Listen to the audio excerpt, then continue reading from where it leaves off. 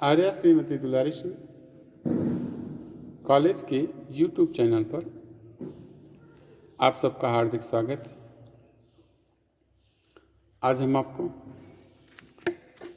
DElEd second semester में paper second प्रारंभिक शिक्षा के नवीन प्रयास सब्जेक्ट के अंतर्गत आज हम लॉर्ड कर्जन की शिक्षा नीति के बारे में आज हम चर्चा करेंगे।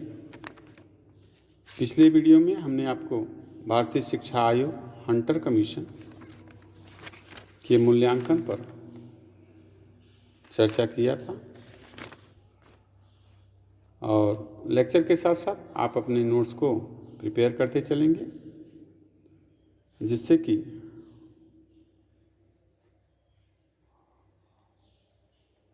आगामी परीक्षा में यह आपके लिए लाभदायक सिद्ध हो सके। तो चलिए शुरू करते हैं आज का टॉपिक। सन 1885 में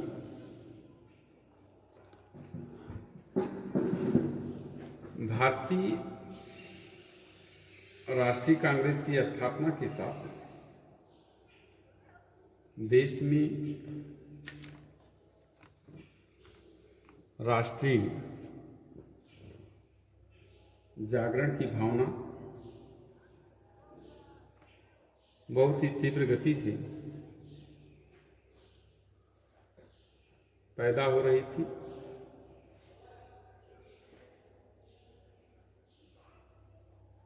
लोग अंग्रेजी शासन के विरुद्ध ही नहीं, तत्कालीन शिक्षा पद्धति के विरोध में भी एकजुट हो रहे थे और राष्ट्रीय शिक्षा की मांग कर रहे थे। तभी जनवरी 1899 में लॉर्ड कर्जन भारत का वायसराय बनकर के आया और वह एक महान विद्वान, कुशल राजनीतिज्ञ और कर्तव्यपरायण व्यक्ति था। उसके विषय में A.N. बसु ने लिखा है कि वह यानी लॉर्ड कर्जन स्वभाव से उदार, स्वेच्छाचारी शासक था तथा प्रशिक्षण के कारण कठोर शासन में दृढ़ विश्वास रखने वाला, कठोर साम्राज्यवादी और केंद्रीकरण एवं कार्य क्षमता का पुजारी था। ये A.N. बसु लॉर्ड कर्जन के बारे में इन्होंने बताया। लॉर्ड कर्जन की शिक्षा नीति संबंधी सरकारी प्रस्ताव क्या था?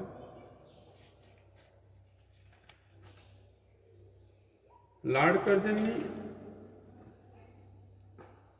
अपनी शिक्षा नीति को एक सरकारी प्रस्ताव के द्वारा 11 मार्च 1904 को प्रकाशित कराया और इस प्रस्ताव में पहले तत्कालीन भारतीय शिक्षा के विभिन्न दोषों को बताया गया। उसके बाद शिक्षा के विभिन्न क्षेत्रों में सुधार के लिए सुझाव प्रस्तुत किए गए।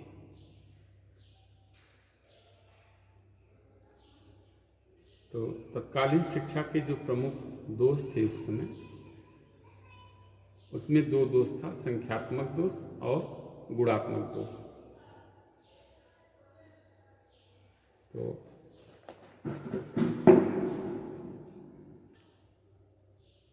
सबसे पहले संख्यात्मक दोष देखते हैं। संख्यात्मक दोषों की दृष्टि से प्रस्ताव में कहा गया कि संख्यात्मक दृष्टि से वर्तमान शिक्षा के दोष सर्वविदित हैं। 5 में से 4 गांवों में स्कूल नहीं है। 4 लड़कों में से 3 लड़के बिना शिक्षा प्राप्त किए खड़े होते हैं और 40 लड़कियों में से केवल 1 लड़की किसी प्रकार से स्कूल में शिक्षा प्राप्त करती है।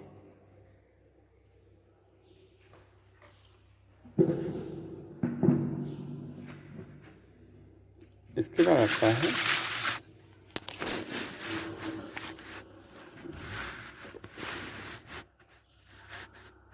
गुणात्मक दोष।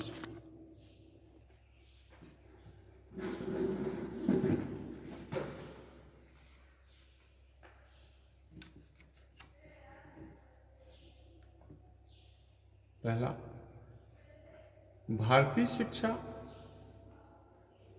अव्यावहारिक है क्योंकि उसका पाठ्यक्रम पूर्ण रूप से साहित्यिक है। परीक्षाओं को आवश्यकता से अधिक महत्व दिया जाता है। अंग्रेजी भाषा को प्रमुख स्थान देकर भारतीय भाषाओं की अवहेलना की जाती है। चौथा, शिक्षा के द्वारा बालकों का बौद्धिक विकास नहीं हो पाता।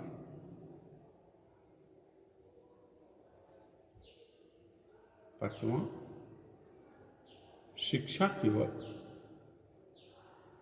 नौकरी प्राप्त करने का साधन मात्र रह गई है। इस प्रकार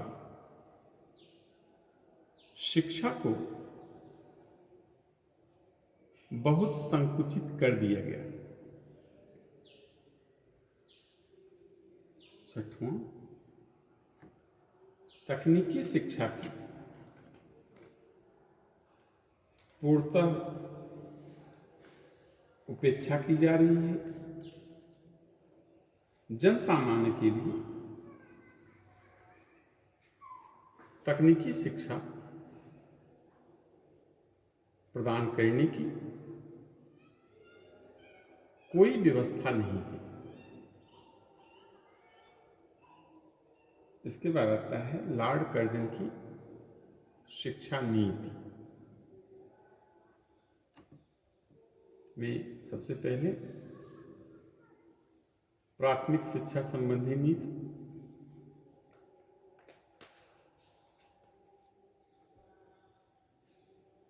प्राथमिक शिक्षा के संबंध में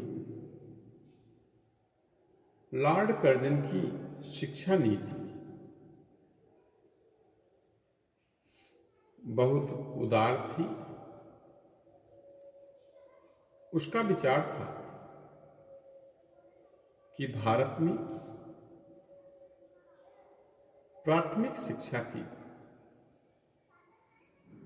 बहुत आवश्यकता थी। इसलिए सरकार को इसके प्रसार और विकास के लिए प्रयास करना चाहिए।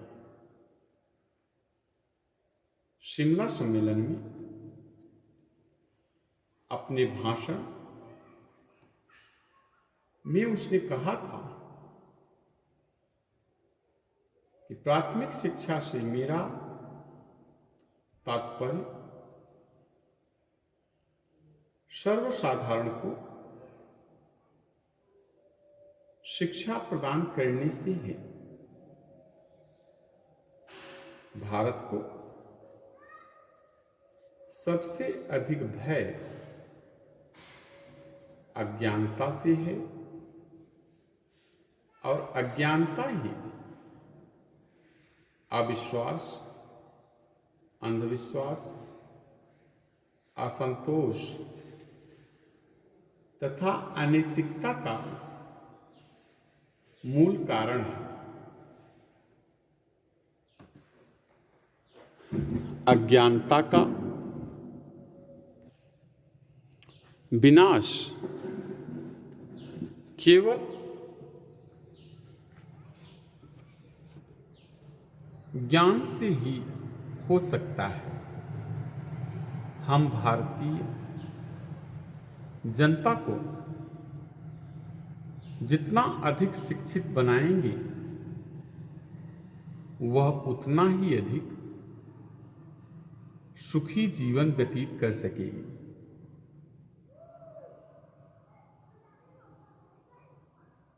प्राथमिक शिक्षा के संख्यात्मक और गुणात्मक विकास के संबंध में शिक्षा नीति में कहा गया कि प्राथमिक शिक्षा के लिए प्राथमिक शिक्षा के प्रसार के लिए सरकार के द्वारा सक्रिय प्रयास किए जाने चाहिए। स्थानीय निकाय प्राथमिक शिक्षा कोष को केवल प्राथमिक शिक्षा पर ही खर्च करें। प्रांतीय सरकारें इन्हें आवश्यकतानुसार अनुदान दें जो परीक्षा फल पर आधारित न हो, अपितु क्षेत्रीय आवश्यकताओं, छात्रों की संख्या, शिक्षकों की योग्यता आज सभी बातों को ध्यान में रखकर दिया जाए। दूसरा, प्राथमिक शिक्षा के पाठ्यक्रम को उपयोगी बनाया जाए। पाठ्यक्रम को क्षेत्रीय आवश्यकताओं और बालकों की आवश्यकताओं के अनुसार तैयार किया जाए। इसमें भारतीय भाषाओं को प्रमुख स्थान दिया जाए। शारीरिक व्यायाम को पाठ्यक्रम में सम्मिलित किया जाए और लिखने, पढ़ने व गणित के साथ साथ कृषि को भी प्रमुख स्थान दिया जाए। और तीसरी बात कि प्राथमिक शिक्षा में शिक्षण विधियों में सुधार किया जाए और किंडरगार्टन विधि का प्रयोग किया जाए। और चौथी बात कही गई कि ग्रामीण विद्यालयों में विद्यार्थियों को कृषि की शिक्षा प्रदान करने के लिए शिक्षकों को कृषि की शिक्षा प्रदान की जाए। अब इसके बाद आता है माध्यमिक शिक्षा संबंधी नीति।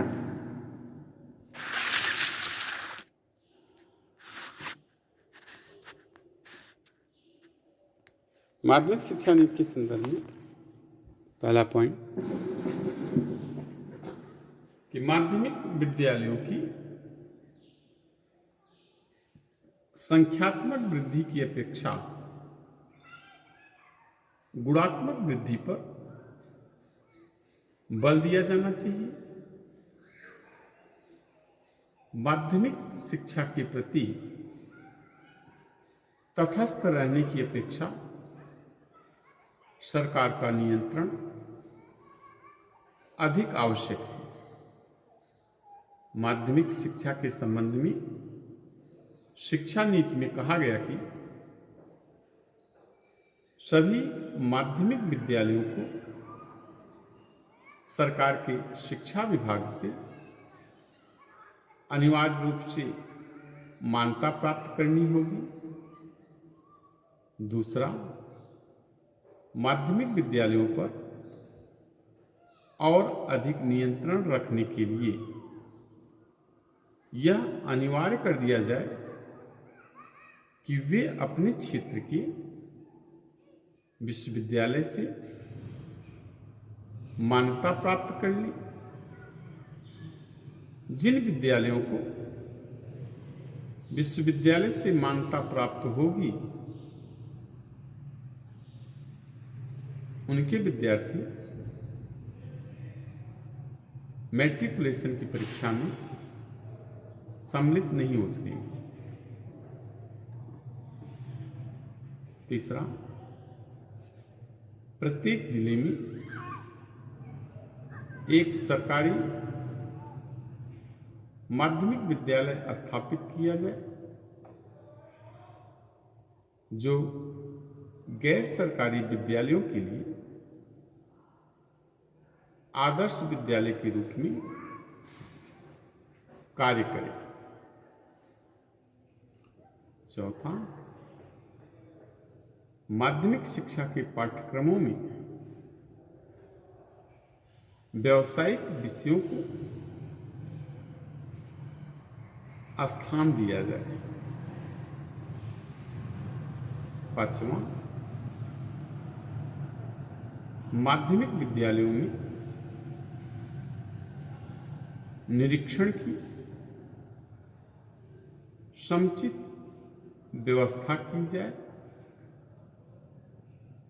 जिससे उनका शैक्षिक स्तर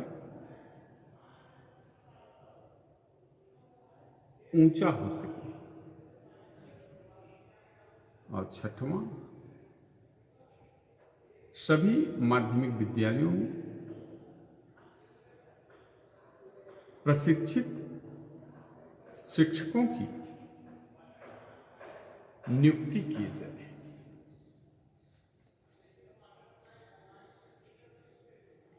गैर सरकारी विद्यालयों को आर्थिक सहायता प्रदान की जाए जिससे भी उच्च स्तर की शिक्षण संस्थाएं बन सकें। इसके बाद में आगे आता है उच्च शिक्षा संबंधी नीति।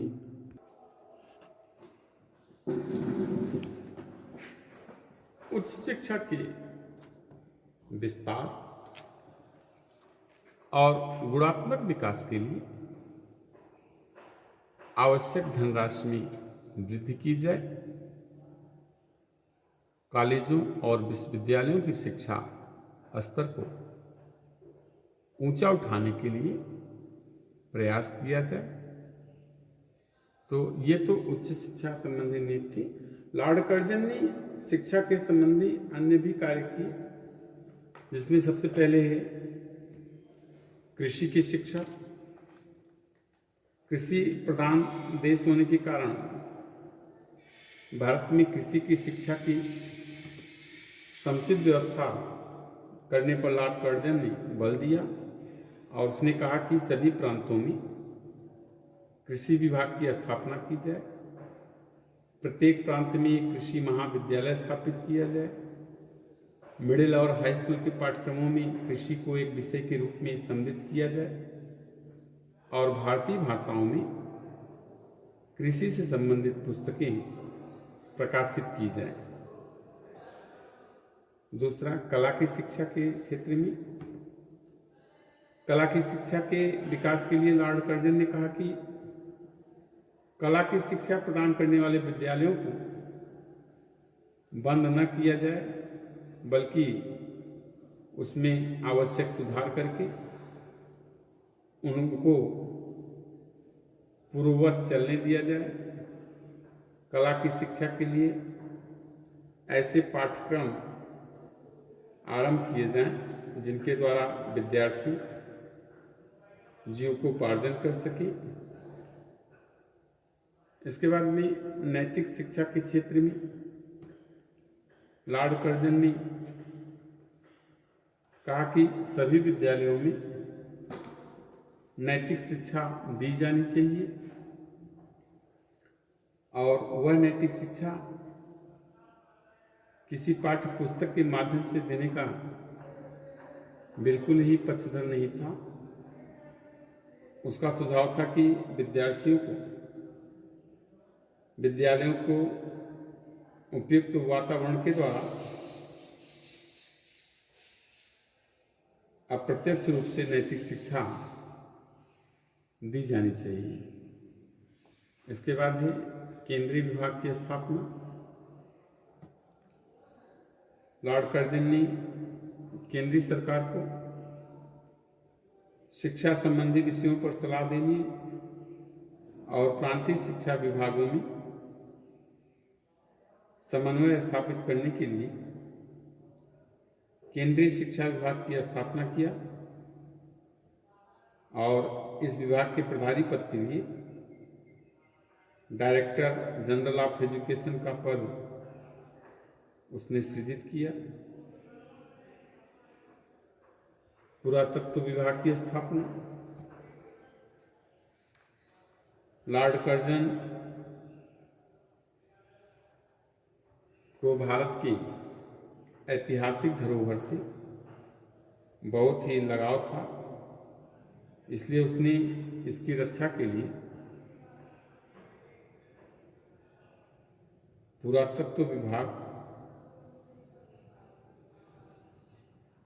की स्थापना की और इन स्मारकों को सुरक्षित रखने के लिए प्राचीन स्मारक संरक्षण अधिनियम 1904 भी पारित कराया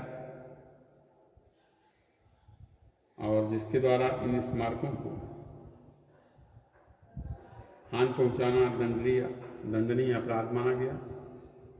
प्राचीन स्मारक संरक्षण अधिनियम 1904, ध्यान रखिएगा, ये क्वेश्चन कभी कभी पूछ लेता है कि लॉर्ड कर्जन ने प्राचीन स्मारक संरक्षण अधिनियम किस सन में बनाया।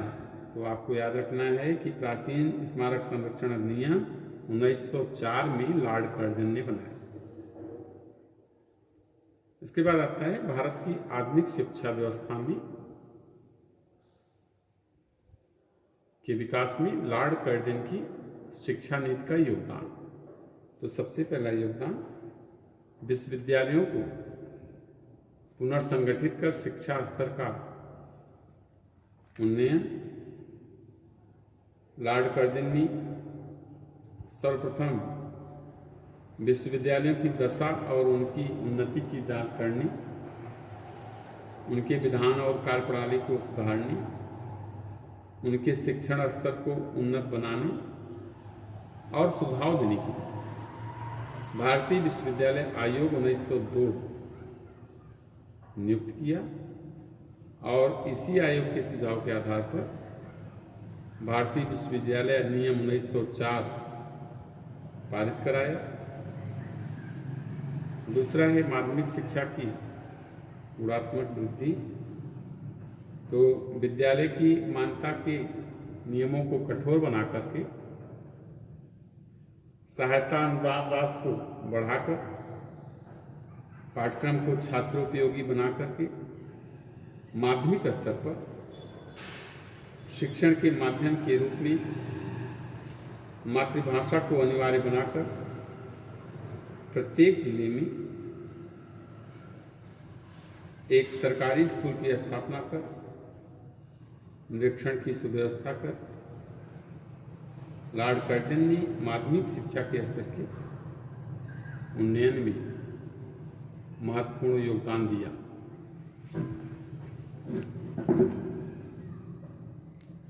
इसके बाद आता है प्राथमिक शिक्षा का संख्यात्मक व गुणात्मक विकास। कृषि प्रधान देश के लिए कृषि शिक्षा की व्यवस्था, केंद्रीय शिक्षा विभाग का निर्माण, कला की शिक्षा को प्रोत्साहन, नैतिक शिक्षा पर बल। जहाँ तक नैतिक शिक्षा की बात है तो नैतिक शिक्षा के क्षेत्र में धार्मिक और नैतिक शिक्षा के विवाद को धार्मिक शब्द हटाकर किया और उसने केवल नैतिक शिक्षा पर बल दिया और कहा कि विद्यार्थियों के नैतिक विकास पर बल देना चाहिए। तो इस प्रकार से पाश्चात्य सभ्यता का अनन्भक्त और भारतीयों की राष्ट्रीयता की भावना का विरोधी होने के कारण लॉर्ड कर्जन भारतवासियों का विश्वास पात्र नहीं बन सका और उसके अच्छे कार्यों को भी संदेह की दृष्टि से देखा गया।